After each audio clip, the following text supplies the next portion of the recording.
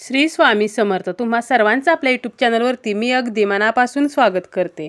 तुमच्या मनातील सर्व चांगल्या इच्छा स्वामी महाराज पूर्ण करत हीच स्वामींच्या चरणी प्रार्थना करते आणि आजच्या व्हिडिओला सुरुवात करते. आजच्या व्हिडिओमध्ये आपण बघणार आहोत ते म्हणजे दिवाळीच्या 5 दिवसांमध्ये आपल्याला कोणीही जर या वस्तू मागितल्या तर या 3 वस्तू आपल्याला चुकूनही कोणालाही देऊ नयेत. जर तुम्ही या वस्तू दिल्या तर तुमच्या घरातील लक्ष्मी बाहेर जाईल आणि बाहेरील दरिद्रता, गरिबी ही घरामध्ये येईल. आपल्याला त्याचे दुष्परिणाम भोगावे लागतील आणि नुकसान हे आपलेच होईल. आणि त्यामुळे आपल्याला या गोष्टी या कोणालाही या दिवाळीच्या दिवसांमध्ये द्यायच्या नाहीत आणि याबद्दलची संपूर्ण माहिती आपण आजच्या या व्हिडिओमध्ये पाहणार आहोत. व्हिडिओला सुरुवात करण्या अगोदर तुम्ही जर चॅनलवरती पहिल्यांदा आला असाल तर चॅनलला सबस्क्राईब करा आणि जर तुम्हाला हा व्हिडिओ माहितीपूर्ण वाटला तर व्हिडिओला लाईक करा. आता या कोणत्या वस्तू आहेत की ज्या आपल्याला चुकूनही इतरांना द्यायच्या नाहीत, तसेच कोणाकडेही आपल्याला एक वस्तू खायची नाही, तर याबद्दल आपण पाहणारच आहोत. पण यापूर्वी मी तुम्हाला थोडक्यात हे सांगणार आहे की दिवाळीच्या दिवसांमध्ये कोणत्या चुका या आपल्याला चुकूनही करायच्या नाहीत. त्यापैकी सगळ्यात महत्त्वाची चूक म्हणजे आपल्याला कोणालाही भेटवस्तू स्वरूपात देवदेवतांचा फोटो, फ्रेम किंवा मूर्ती ही द्यायची नाही. तशीच कोणाकडूनही अशी भेट ही सुद्धा स्वीकारू नये. आणि जरी तुम्हाला कोणी अशी भेट दिली तरी त्या मूर्तीची, फोटोची पूजा ही आपल्या देवघरामध्ये करू नये. यानंतर आहे ते म्हणजे आपल्याला या दिवसांमध्ये जे मद्यपान आहे, मांसाहार आहे, तर हे वर्ज्य करायचं आहे. कारण दिवाळीचे 5 दिवस अतिशय पवित्र असतात. त्यामुळे या दिवसांमध्ये मांसाहार करणे, मद्यपान करणे तर या गोष्टी करायच्या नाहीत. लक्ष्मीपूजनामध्ये आपण जी माता लक्ष्मीची पूजा करतो यामध्ये उभी असलेली मूर्ती तर हिची चुकूनही पूजा करू नका. तर तुम्हाला कमळामध्ये व्यवस्थित बसलेली माता लक्ष्मीची मूर्ती किंवा फोटो याची पूजा करायची आहे. अशी मूर्ती किंवा फोटो तुमच्याकडे नसेल तर तो तुम्ही खरेदी करून त्याची पूजा करू शकता. तसेच दिवाळीच्या दिवसांमध्ये आपल्याला काळे वस्त्र परिधान करायचे नाहीत.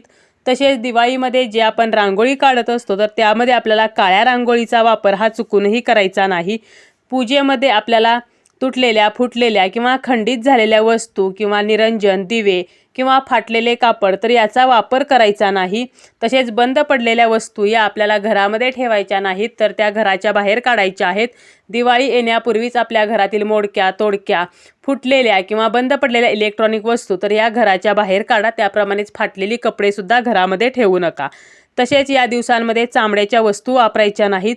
वसुबारसच्या दिवशीच रमा एकादशी आहे, त्यामुळे एकादशीचे नियम हे या दिवशी पाळायचे आहेत. जसं की तुळशीला स्पर्श करायचा नाही, तुळशीची पाने तोडायची नाहीत, भात, तांदळाचे पदार्थ खायचे नाहीत. तसेच या दिवसांमध्ये झोपायचं नाही. घरामध्ये वाद, कलह, किरकिर, कटकट तर या गोष्टी करायच्या नाहीत. घरामध्ये स्वच्छता असायला हवी. घरामध्ये खरकटी भांडी, अस्वच्छता नसावी. दिवाळीमध्ये जर आपल्याकडून काही नकळतपणे किंवा अनावधाने काही चुका झाल्या, आपण जे पूजा करतो, उपाय करतो, सेवा करतो तर त्या गोष्टी मग फलदायी होत नाहीत आणि आपल्या घरामध्ये पैसा हा येत नाही. आला तरी तो पैसा टिकत नाही, पैशाला पैसा लागत नाही. अशा चुका आपल्याकडून जर होत असतील तर माता लक्ष्मी नाराज होते, आपले कर्ज फिटत नाही, आर्थिक समस्या ज्या आहेत तर त्या निर्माण होतात आणि त्यामध्ये वाढच होते. त्यामुळे तुम्हाला दिवाळीच्या दिवसांमध्ये कोणी जरी तुम्हाला कितीही मागितलं, त्यांना एक वेळ राग आला तरी चालेल, परंतु या वस्तू कोणालाही द्यायच्या नाहीत. सगळ्यात पहिली वस्तू आहे ती म्हणजे पैसे.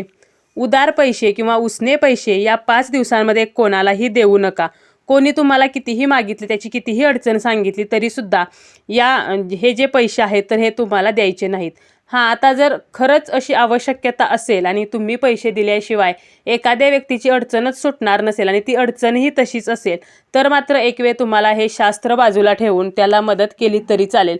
परंतु आवर्जून किंवा उगीचच एखादं मागत आहे म्हणून त्याला हे पैसे उधार देऊ नका. मग तो तुमच्या कितीही जवळचा असू द्या किंवा नातेवाईक असू द्या, तरीसुद्धा उधार पैसे देणे हे आपल्याला या दिवसांमध्ये टाळायचं आहे. कारण पैसे हे माता लक्ष्मीचेच रूप आहे. आपण पैशाला लक्ष्मी म्हणत असतो. जर आपण ही लक्ष्मी दुसऱ्याला दिली तर आपल्या घरात लक्ष्मी कशी राहील? त्यामुळे तुम्हाला उधार पैसे कोणालाही द्यायचे नाहीत. यानंतर आहे ते म्हणजे धने. धने हे माता लक्ष्मीला खूप प्रिय आहेत आणि आपल्याला माहीत आहे की धनत्रयोदशीच्या पूजेमध्ये आपण धने हे जे आहेत तर ते आवर्जून ठेवत असतो. एखाद्याला जर अचानक धन्यांची आवश्यकता असेल आणि ती व्यक्ती जर तुमच्याकडे धने मागायला आली तर तुम्ही स्पष्टपणे नाही म्हणून सांगा की मी या दिवसांमध्ये देणार नाही. परंतु या दिवसांमध्ये तुम्ही कोणालाही अख्खे धने तर हे चुकूनही द्यायच्या नाहीत. तसेच आपण इतरांना जर एखादी वस्तू हवी आहे आणि त्याने जर सांगितलं की मला ही वस्तू तू खरेदी करून दे, तर हे सुद्धा आपल्याला या दिवसांमध्ये टाळायचं आहे.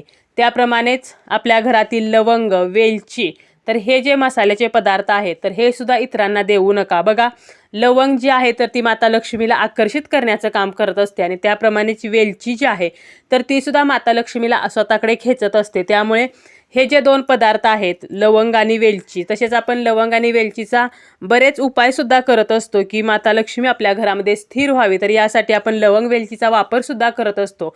त्यामुळे अशी लवंग आणि वेलचीसुद्धा तुम्हाला जरी कोणी कितीही मागितलं, त्यांच्याकडे संपले असतील आणि तुमच्याकडे आले आणि उसन्या थोड्याशा लवंगा द्या किंवा वेलच्या द्या असं म्हटलं तरीसुद्धा तुम्हाला त्या द्यायच्या नाहीत.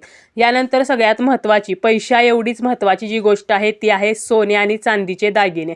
जर तुमची एखादी नातेवाईक असेल किंवा जवळची मैत्रीण असेल आणि तिला जर तुमचा एखादा सोन्याचा किंवा चांदीचा दागिना दिवाळीसाठी हवा असेल जो तिला अतिशय आवडलेला आहे, तर आपण इतर वेळेला काय करतो की आपल्या मैत्रिणीला किंवा नातेवाईक जर कोणी असेल आणि एखादा जर दागिना आवडला तर आपण वापरण्यासाठी देत असतो. परंतु या दिवाळीच्या दिवसांमध्ये आपल्याला ही चूक चुकूनही करायची नाही आणि लक्ष्मीपूजनाच्या दिवशी तर नाहीच नाही. सोन्या चांदीचे दागिने हे आपल्याला आपल्याजवळच ठेवायचे आहेत, कारण हे सुद्धा माता लक्ष्मीचे प्रतीक आहेत. त्यामुळे चुकूनही आपल्याला हे कोणाला द्यायचे नाहीत. त्याप्रमाणेच आहे ते म्हणजे आपल्या घरातील हळदी कुंकू. आता बघा, आपल्याकडे एखादी स्त्री आली तर तिला तुम्ही हळदी कुंकू लावू शकता. आता हळदी कुंकू समारंभ असतो तेव्हा आपण एकमेकींना हळदी कुंकू देत असतो.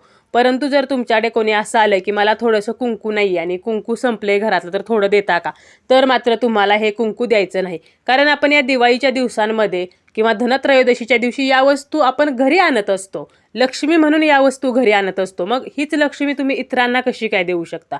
त्यामुळे तुम्हाला हळदी कुंकूसुद्धा कोणाला द्यायचं नाही. आणि हळदी कुंकवा एवढंच महत्त्व असलेलं ते म्हणजे अक्षता. जे तांदूळ आहेत तर तांदूळ जे आपण भात खात असतो तांदळाचा, आणि जर शेजाऱ्याकडे जर तांदूळ नसतील तर ती व्यक्ती आपल्याकडे येते की मला आजच्या भाताला तांदूळ नाही येत, द्या. परंतु लक्षात घ्या की तुम्हाला तांदूळ हे या दिवसात कोणालाही उसने द्यायचे नाहीत.